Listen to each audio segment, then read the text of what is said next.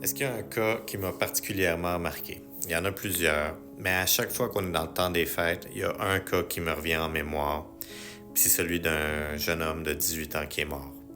J'étais en stage dans un hôpital en soins intensifs, puis c'était mon rôle d'aller annoncer à une mère que son fils était en mort cérébrale. Il y a eu un accident d'auto, puis malgré tout ce qu'on a fait pour essayer de le garder en vie, l'impact crânien était tel qu'il est malheureusement tombé en mort cérébrale, ce qui est une mort officielle et irréversible.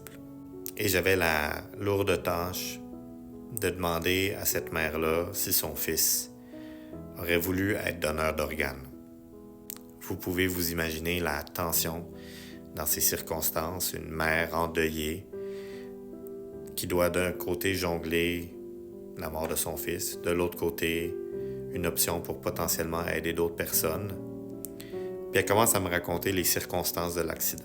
Elle me raconte qu'il y avait eu de la neige, qu'elle était chez les grands-parents, que chacun avait pris son auto, qu'en revenant à la maison, elle n'a pas vu l'auto de son fils, que tout de suite elle s'est inquiétée parce que c'était inhabituel.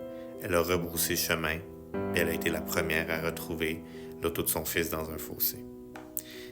Il n'y avait pas d'alcool, il n'y avait pas de substances illicites, c'était tout bonnement un accident à cause des mauvaises conditions de la route. Puis la raison pour laquelle je vous parle de ça, c'est parce que c'est toute l'émotion de la mère qui ressort en racontant cette histoire-là, puis qui finit par dire, vous savez, mon fils aurait voulu être médecin. Il ne pourra pas le devenir, mais ça va être sa façon d'aider les autres. Oui, j'aimerais ça qu'il puisse donner ses organes. Et ça m'a marqué à l'époque, ça me marque encore plus aujourd'hui que je suis moi-même parent. Toute l'émotion autour du deuil d'un enfant et le don d'organes comme une lumière, comme un geste qui permet de donner du sens à quelque chose qui n'a pas de sens. Ça n'a pas de sens de perdre son enfant à 18 ans.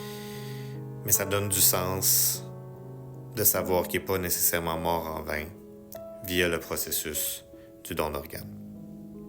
Et en cette période des fêtes, c'est un souvenir qui me revient toujours, que je désire vous partager.